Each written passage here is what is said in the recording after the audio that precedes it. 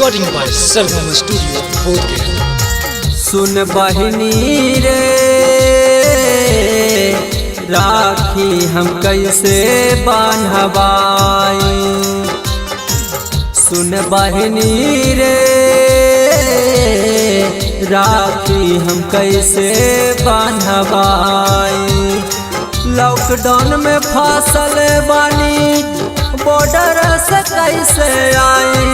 Lockdown में फसल बानी बॉर्डर से कैसे आई।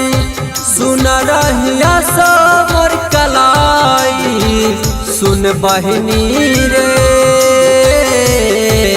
राखी हम कैसे बांधवाई। सुन बहिनी रे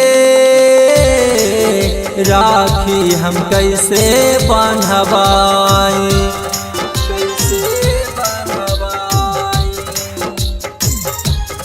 राखी हम कैसे बांधवाई।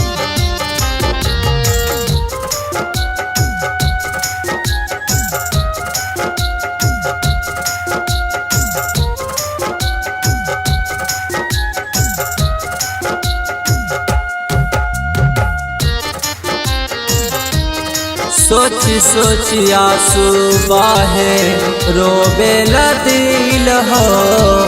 बोला घर कैसे आई मरा गइल सील हो।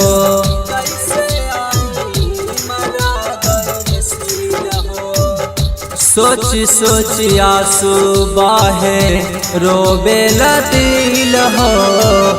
बोला घर कैसे आई मरा गइल सील हो। रखिया त तू ही भेजाई कवन भी करके उपाय। रखिया त तू ही भेजाई कवन भी करके उपाय। लिफाफा में करके भेजबाई। सुन बहिनी रे